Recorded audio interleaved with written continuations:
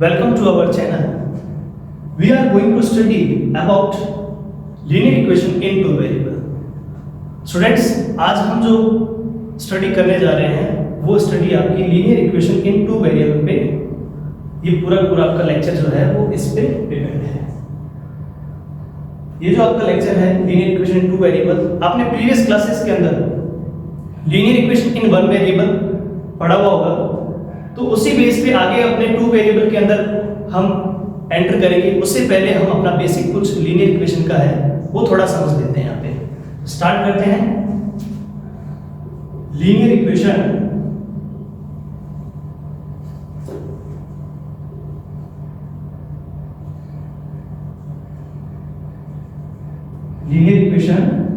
In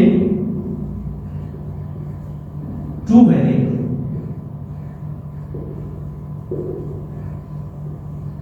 linear equation in two variable के अंदर आपने देखा कि हमने जब पहले प्रीवियस क्लासेस के अंदर हमने ये स्टडी कर रखा है कि लीनियर इक्वेशन किसको बोलते हैं एंड वेरिएबल किसको बोलते हैं। ओके, थोड़ा डिस्कस अभी भी कर लेते हैं। लीनियर इक्वेशन का मतलब क्या होता है? लीनियर इक्वेशन का मतलब होता है, सीधा सा फंडा है, दैट इज पावर 1। अगर किसी भी वेरिएबल की पावर अगर 1 है तो इसका मतलब वो 100% कौन सा होगा? लीनियर इक्वेशन होगा। क्लियर? तो लीनियर इक्वेशन का मतलब आपको सीधा सा यही देखना है कि इसकी पावर क्या होनी चाहिए? 1। और किसकी पावर होनी चाहिए? वेरिएबल। वेरिएबल की पावर अगर 1 होगी तो इसका मतलब वो कौन सी होगी? Linear equation. क्लियर? अब बात करते हैं कि linear equation in one variable भी होता है, linear equation in two variable भी होती है। तो सबसे पहले हम स्टडी करते हैं linear equation in one variable.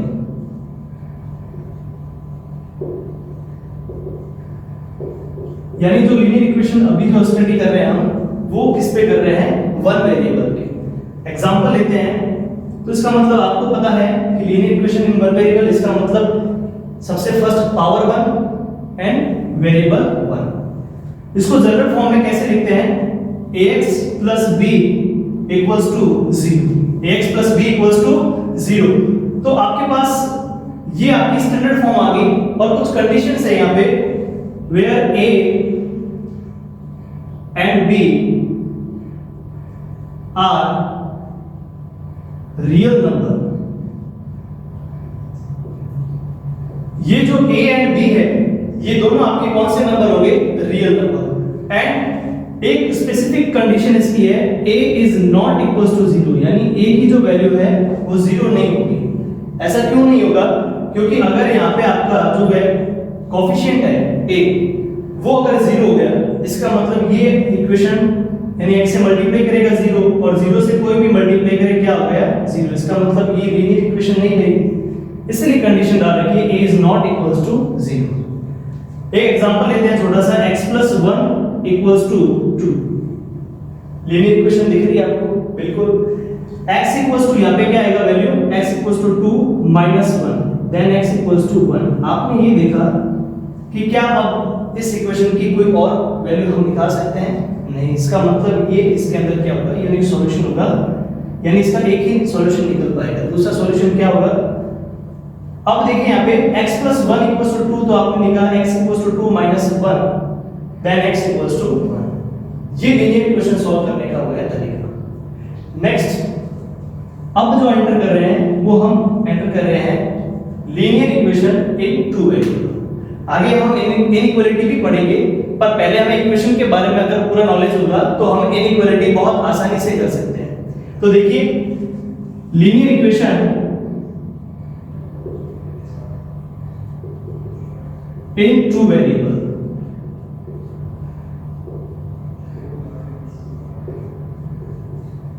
Easy concept use करते हैं, इतना सोचने की जरूरत नहीं है। लीनियर इक्वेशन आपको पता है x is 1, power of x is 1 and two variable. अब देखो इसके अंदर ये होगा कि आपके पास वेरिएबल जो है उसकी क्वांटिटी बढ़ जाएगी, x, y। दो वेरिएबल आ चुके हैं। अब दो वेरिएबल आ चुके हैं तो हम इसकी जनरल फॉर्म में जो आपके डेफिनेशन है वो क्या लिखेंगे? Equation ax plus by plus c equals to 0 is called linear equation in two variable। देखिए यहाँ पे ax plus by plus c equals to 0 is called linear equation in two variable। तो नोटिस किया होगा आपने इसमें और इसमें क्या डिफरेंस हो चुका है। इसमें देखो अपने पास ax plus b equals to 0 ये इक्वेशन थी, अब इक्वेशन बदल चुकी है, किसके अंदर आ चुके हैं linear equation in two variable. इसका मतलब presence of variable 2 x and y। अब जो भी चेंज होगा x के साथ भी चेंज होगा और y के साथ, दोनों एक दूसरे के साथ क्या होंगे चेंज होंगे, और इनकी जो वैल्यू होगी वो दोनों एक वैल्यू को रखने के बाद में आपको दूसरी वैल्यू फाइंड होती रहेगी। इसके बारे में आगे हम स्टडी जरूर करेंगे। नेक्स्ट अब हम इसे समझते हैं, जैसे इसमें कंडीशंस थी वैसे इसमें भी कंडीशन होगी। here a is not equals to 0 and b also not equals to 0। यहाँ पे a भी 0 नहीं होगा और b भी 0 नहीं होगा, यहाँ कोई फर्क नहीं पड़ता। अगर यहाँ पे b जो है वो 0 होगा कोई फर्क नहीं पड़ता, बस फर्क कहाँ पड़ता है जब ax यानी a जो है वो 0 होगा तब आपके फर्क पड़ेगा। क्यों? क्योंकि ये इक्वेशन ही नहीं देगी। इक्वेशन का मतलब क्या होता है कि हमारे पास लीनियर इक्वेशन है, इसका मतलब वेरिएबल होना जरूरी है, वेरिएबल होना जरूरी है तो इसका मतलब वेरिएबल 0 तो नहीं हो सकता। तो यहाँ देखते हैं वही कंडीशन यहाँ यूज करते हैं। यहाँ पे a 0 नहीं होगा एंड b 0 नहीं होगा बिकॉज ये किसके अंदर है टू वेरिएबल के अंदर। छोटा सा अगर एक कंडीशन देखते हैं, अगर मैं बोल देता हूं a is not equals to 0, इसी इक्वेशन की बात कर रहे हैं, a is not equals to 0 and b is 0, तो नोटिस करो आप कि ax प्लस b कितना हो गया 0, इसका मतलब y यहां से हट चुका है, ax plus c equals to 0। इसका मतलब ये जो वैल्यू होगी वो किसके ऊपर होगी x वेरिएबल पे। कब होगी? जब आपका b क्या होगा 0। Second a equals to 0 and a is not equals to 0, b is not equals to 0, sorry. तो इसमें आपने देखा कि x जो है वो तो a 0 होने के बाद x तो रिमूव हो गया, तो वहां पे क्या बनेगा b by plus c equals to 0। तो दोनों को इक्वल यानी 0 0 वैल्यू पुट करने पे देखा आपने कि ये जो वैल्यू है अब जो इक्वेशन बन चुकी है ये x की फॉर्म में होगी x वेरिएबल की, और ये जो इक्वेशन है वो कौन सी होगी y वेरिएबल की। तो इसके अंदर आपने नोटिस किया हमने स्टडी की यहाँ पे linear equation in one variable की एंड टू वेरिएबल की। x and y only for x, y भी यूज कर सकते हो z भी यूज कर सकते हो। तो नेक्स्ट अब हमने यहां तक ये कांसेप्ट देख लिया कि लीनियर इक्वेशन क्या होती है, वन वेरिएबल की क्या होती है, टू वेरिएबल की क्या होती है, और इसकी जनरल फॉर्म कैसी है यानी दिखने में कैसी होती है। छोटा सा एग्जांपल इसका ले लिया, सेम एग्जांपल इसका भी लेते हैं। x plus y equals to 2, ये भी एक कौन सी इक्वेशन है linear equation in two variable. देखिए स्टूडेंट छोटा सा एक एग्जांपल लेते हैं। क्रिकेट मैच सब देखते होंगे, तो क्रिकेट मैच के अंदर अगर मुझे इस linear equation in two variable के अंदर एक एग्जांपल छोटा सा लेना होगा तो मैं कैसे लूंगा। देखिए मैंने ये बोला जैसे नागपुर का मैच चल रहा है, नागपुर में मैच चल रहा है, इंडिया वर्सेस श्रीलंका जो है उनका मैच चल रहा है, और मैंने आपको ये बोला कि भारत के भारतीय दो बल्लेबाज जो है उन्होंने दोनों ने मिलकर 176 रन की पार्टनरशिप की। ओके, दोनों ने मिलकर 176 की पार्टनरशिप की। इसको मुझे लीनियर इक्वेशन के अंदर टू वेरिएबल के अंदर क्या करना है इसको समझाना है। तो कैसे लेंगे इसका एग्जांपल। मेरे दिमाग में ना तो उन दो बल्लेबाजों के लिए कोई ये तो है नहीं कि उसने कितना बनाया, हमें तो सिर्फ और सिर्फ क्या मिला है, ये मिला है कि उन दोनों ने मिलकर कितना बनाया 176 रन बनाए। तो ना तो उसके फर्स्ट जो आपका बल्लेबाज है उसका मुझे पता है, ना सेकंड का पता है, तो मैं वहां पे नेट करूंगा कि उन दोनों ने मिलकर बनाए। तो एक का नाम ले लिया, एक को मान लिया मैंने x और सेकंड को मान लिया मैंने y। फर्स्ट को x सेकंड को y, उन दोनों ने मिलकर कितने रन का स्कोर किया है 176। तो इसका मतलब फर्स्ट एग्जांपल हमने इसमें ये देख लिया कि हम इसको टू वेरिएबल की जो लीनियर इक्वेशन है उसको ऐसे भी शो कर सकते हैं, x + y = 176। बस बात बोली थी मैंने और हमने उसको किस में कन्वर्ट कर दिया, एक इक्वेशन के अंदर। तो ऐसे बहुत से एग्जांपल हैं जिनको हम लीनियर इक्वेशन के अंदर सॉल्व कर सकते हैं और हम उन दोनों के जो उन्होंने स्कोर किए हैं उनको भी निकाल सकते हैं। ये फाइंड करने का बहुत इजी तरीका है। तो इसमें हम आगे सीक्वेंस में बढ़ते हैं। अब क्या होगा, अब linear equation in two variable, तो टू वेरिएबल पे ये तो है नहीं कि हम x + y एक बार x को रखेंगे y को रखेंगे, इससे तो एक लाइन मिलेगी, हमें तो सॉल्यूशन चाहिए इसका। तो हम क्या करेंगे, इसको सॉल्व करने के लिए, देखिए इसको सॉल्व करने के लिए ऐसे तो देखेंगे तो x को कुछ भी मान लो, 1 मान लो, -1 मान लो, +2 मान लो, +3 मान लो, +4 मान लो, -4 मान लो, कुछ भी मान लो, पर आप अपने नेक्स्ट यानी ये नहीं पता लगा पाओगे कि x की जो वैल्यू है वो कितनी होगी। यानी जो x है, जो आपका फर्स्ट बल्लेबाज था, उसने कितने रन बनाए ये आप बता नहीं सकते। क्यों नहीं बता सकते? बिकॉज आपके पास उसकी कोई वैल्यू है ही ना, कंडीशन है। यहां आके देखा आपने, यहां आपके पास बिल्कुल कंडीशन है x + 1 = 2, दूसरे की बात ही नहीं है। इसका मतलब एक पे तो सॉल्यूशन चाहिए, आपने डायरेक्ट निकाला x + 1 = 2। यहां आप क्या करोगे, यहां आप ये थोड़ी ना करोगे x = 176 माइनस आप करोगे y। अब करते जो y कितने बने, 1 बने, 2 बने, 3 बने, तो इसका मतलब हम ये डिफाइन नहीं कर सकते कि y यहां पे क्या होगा। तो इसका मतलब इस सॉल्यूशन, इसका जो प्रॉब्लम का सॉल्यूशन हमें चाहिए तो वो कैसे मिलेगा, हमें इसके साथ में एक और टू वेरिएबल की लीनियर इक्वेशन को इंक्लूड करना पड़ेगा। इसका मतलब इसको सॉल्व करने के लिए हमारे पास कितनी इक्वेशन होनी चाहिए, 2। कौन सी, वही general form ax + by + c = 0 and next ax + by + c = 0। ये तो दोनों एक जैसी हो गई है। इसका मतलब हमें थोड़ा सा इसको अलग दिखाने के लिए, इसको अलग तरीके से रिप्रेजेंट करने के लिए मैं यहाँ पे फर्स्ट इक्वेशन को 1 दे देता हूँ, यानी a1x + b1y + c1 = 0 and a2x + b2y + c2 = 0। तो आपने देखा कि इसके अंदर हमारे पास दो लीनियर इक्वेशन आ चुकी है।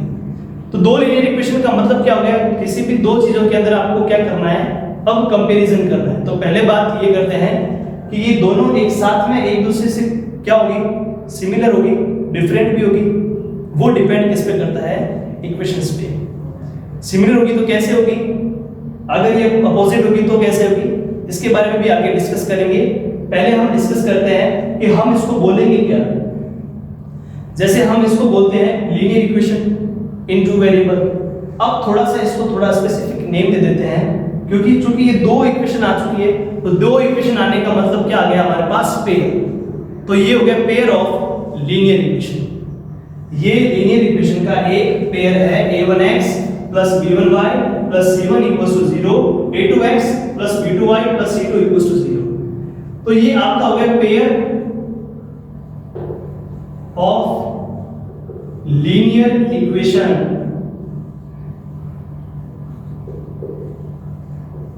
इन टू वेरिएबल। सेम कंडीशन जैसा इसके लिए हमने देखा कि यहाँ पे a 0 नहीं होगा, b 0 नहीं होगा, यहाँ पे a b एंड c लिख लेते हैं, लिखा नहीं, where a b and c are real number। a b and c क्या होगा, रियल नंबर। तो सेम इसी के लिए कंडीशन है a1 b1 c1 a2 b2 c2, यहाँ पे भी क्या होंगे, अपने कोफिशिएंट जो है वो कौन से होंगे, रियल नंबर होंगे। All are real numbers, a1 b1 c1 a2 b2 c2। Clear. अब नेक्स्ट हम दो इक्वेशन आ गई जहां पे दो इंसान, जैसे मान लेते हैं हम कोई भी दो के बीच में हमें किसी को बात करना है, जैसे सब्जेक्ट भी ले लेते हैं, आपको दो कंपैरिजन करनी पड़ती है, चाहे मैथ्स हो चाहे साइंस हो, तो उनके बीच में आप कंपैरिजन करते हो, ये अच्छा है ये बुरा है। इसका मतलब हम वहां पे स्टार्ट क्या हो गई, अपनी प्रतिस्पर्धा स्टार्ट हो गई है, कंपटीशन स्टार्ट हो गया है, कौन कैसा है कौन कैसा नहीं है, इसके बारे में हम डिस्कस करेंगे। तो ये जो दोनों है इसके बारे में हम कंपेयर स्टार्ट करना शुरू करेंगे। नेक्स्ट लिख लो इसको, स्क्रीनशॉट ले लो आप बोर्ड का। अगर हमारा चैनल आपने सब्सक्राइब नहीं किया तो सब्सक्राइब करें, पास में दिए बेल आइकन पर प्रेस करें एंड लाइक करें। अगर हमारा आपको वीडियो अच्छा लगता है तो कमेंट बॉक्स में जरूर लिखें और साथ में हमें इसका फीडबैक दें ताकि हम इसके अंदर और इम्प्रूवमेंट कर सकें और आपके पास जो लेक्चर आने वाले जितने भी लेक्चर हैं वो इससे अच्छी एक लेवल के ऊपर हम लेके जा सकें। इसमें आपका फुल सपोर्ट चाहिए। तो स्क्रीनशॉट ले लिया होगा आपने। अब डिस्कस करेंगे हम पेयर ऑफ लीनियर इक्वेशंस के रिगार्डिंग जितने भी अपने सिचुएशंस है उस पे डिस्कस करना शुरू करेंगे।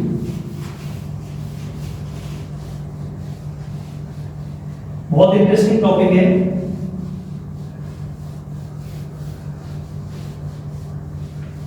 जैसे मैंने आपको एक एग्जांपल देके एक लीनियर इक्वेशन बना दी, आप भी बहुत सारे लीनियर इक्वेशन बना सकते हैं, ठीक है।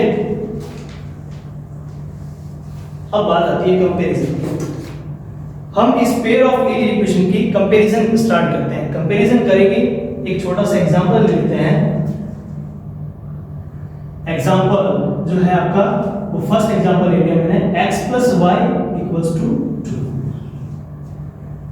फर्स्ट आगे अपने पास इक्वेशन, सेकंड इक्वेशन हमने ले ली देखिए इसी की सीक्वेंस में 2x + 2y = 4। आपने देखा कि x + y = 2 and 2x + 2y = 4। Notice करो आप इस इक्वेशन के अंदर और इस इक्वेशन में क्या डिफरेंट है। सेम इक्वेशन है, नोट करो, देखो इसके अंदर x + y = 2 किया क्या है, इसी इक्वेशन को किससे मल्टीप्लाई करवा दिया है, 2 से, और सेकंड इक्वेशन हमारे पास उसने सपोर्ट के लिए दे दी है। अब आप इसके अंदर देखोगे, नोटिस करोगे कि यहाँ पे अपने पास फर्स्ट इक्वेशन के अंदर जो है वो x + y = 2 है और सेकंड इक्वेशन के अंदर देखा आपने कि 2 से सिर्फ मल्टीप्लाई की है, बाकी कोई चेंज नहीं है। इसका मतलब दोनों एक दूसरे से रिलेशन रखती है, बिल्कुल रखती है। तो इसका मतलब नेक्स्ट जो अपने पास है वो बात आती है अपनी इन दोनों इक्वेशन को इनसे कंपेयर करने पे। जो अपनी पेयर ऑफ लीनियर इक्वेशन की जनरल फॉर्म है उससे हम इसको कंपेयर करते हैं। फर्स्ट हम अपनी लेते हैं इक्वेशन x + y = 2। तो इसके अंदर आप देखो कोई मैटर नहीं करता, इधर भी लेके आ सकते हो इसको -2 भी, ताकि ये फॉर्म ऐसी बन जाए x + y - 2 = 0। इसके अंदर अगर कंपैरिजन करेंगे हमारी फर्स्ट से a1x + b1y + c1 = 0 से, तो हमने देखा है कि a1 जो है वो x के आगे कोएफिशिएंट क्या है, कुछ भी नहीं है, तो वहां पे लेट किया जाता है 1। y के आगे कुछ भी नहीं है तो b1 कितना हो गया 1। c1 कितना अपने पास माइनस कर दो। सेकंड a1 b1 c1 आ चुका है।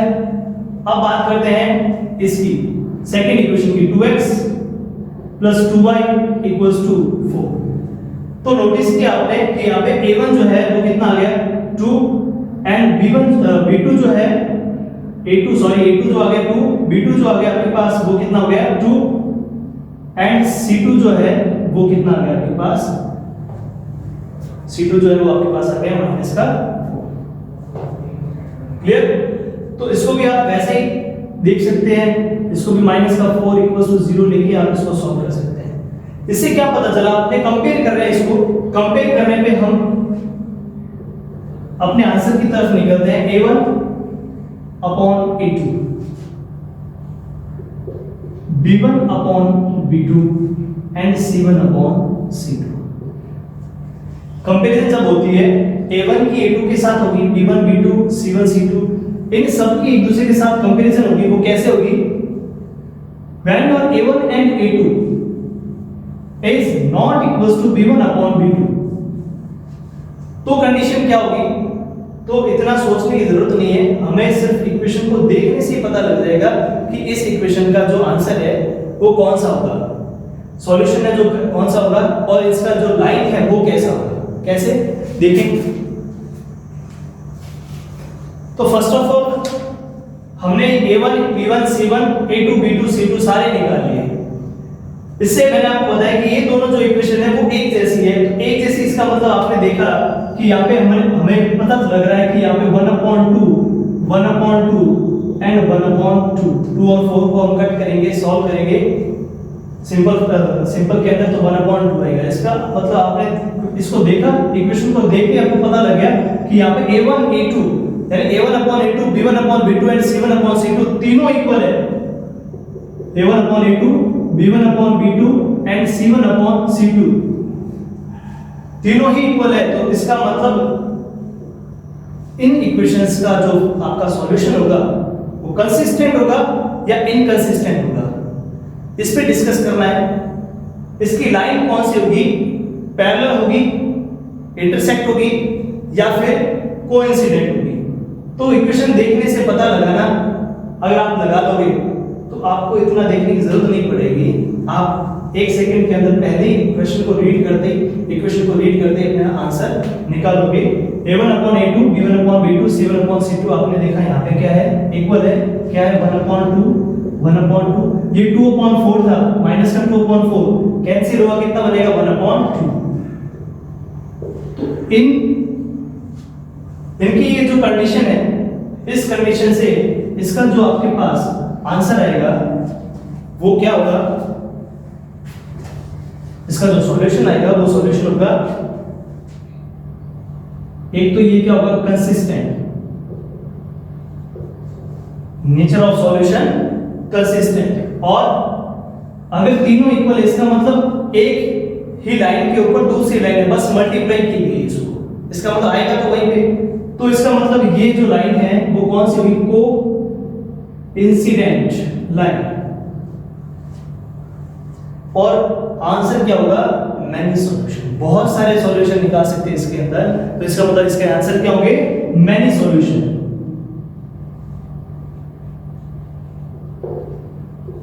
तो ये कंडीशन आपको पता लग गई, सिर्फ इक्वेशन देखने से ही पता लग रही है कि a1/a2 and b1/b2 and c1/c2 all are equal, सारे इक्वल है। इसका मतलब यहाँ पे क्या होगा, नेचर ऑफ सॉल्यूशन इसका इस linear equation in two variable का कंसिस्टेंट, लाइन होगी कोइंसिडेंट एंड सॉल्यूशन क्या होगा, मैनी सॉल्यूशन। आप बहुत सारे सॉल्यूशन निकाल सकते हो इसके अंदर।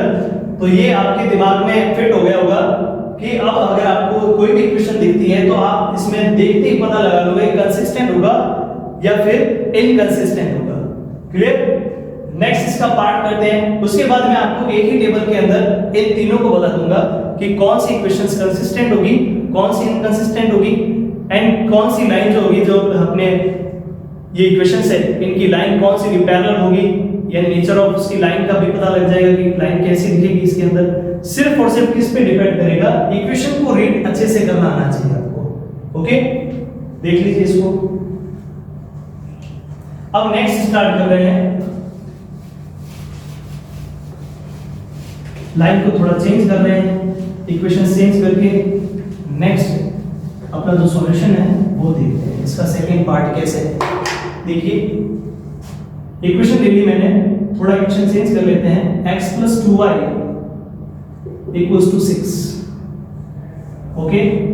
और इसका ले लेते हैं अपने 2x + 4y = 8।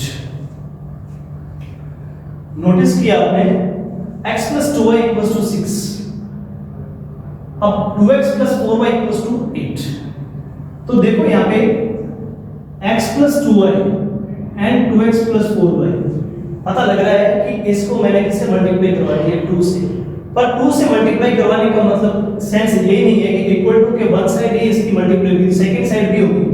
तो अगर मैं 6 को 2 से मल्टीप्लाई कराऊं तो यहाँ पे कितना इफेक्ट है, तो देखते पता क्या लग रहा है। अगर मैं इसको सॉल्व करता हूँ, ये क्या बनेगा, 1/2 = 2/4, यानी कैंसिल होगा 1/2 एंड 6/8 कैंसिल होगा 3/4।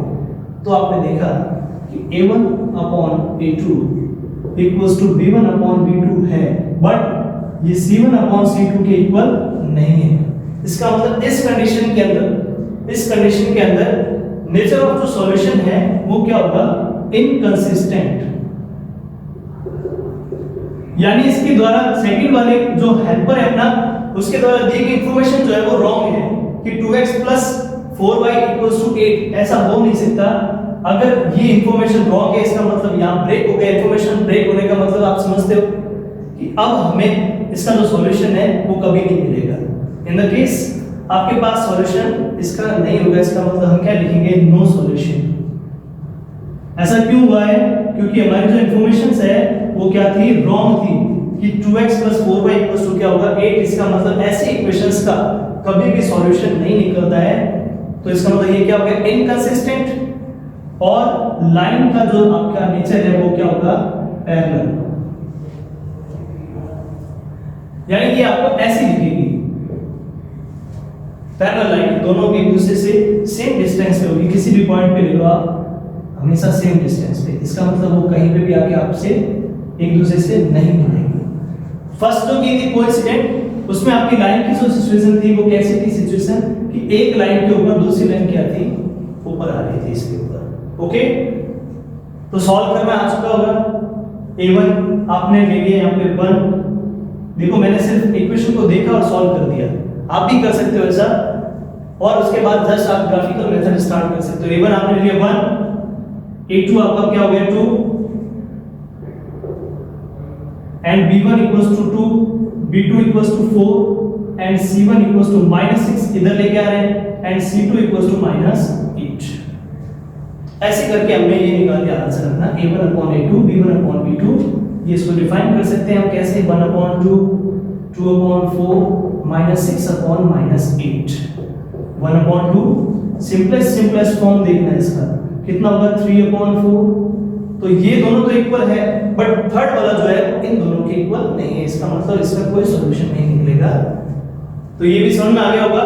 नेक्स्ट कंडीशन, इक्वेशन को लेके हुए देखते हैं।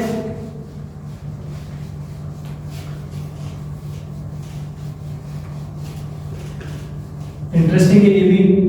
मैक्सिमम से मैक्सिमम ग्राफ जो है वो इस इक्वेशन के डिपेंड पे आपसे क्वेश्चन पूछे जाएंगे। कैसे, x + y = 2,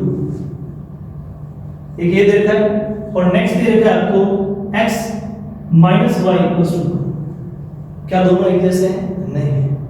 नहीं है। इसका मतलब आपको पता लग गया होगा, ये भी अलग है, डिफरेंट है, ये भी डिफरेंट है। डिफरेंट इसका मतलब क्या होगा, यूनिक।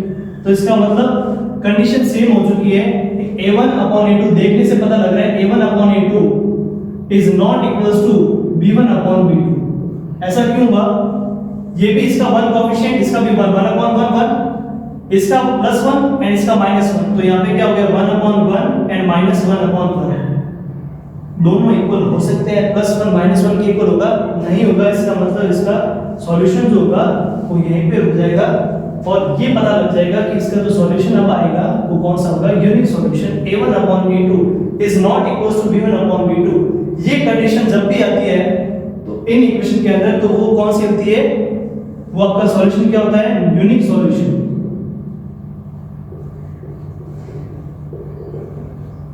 क्या ये कंसिस्टेंट होगा? बिल्कुल, जिसका सॉल्यूशन है उसका कंसिस्टेंट।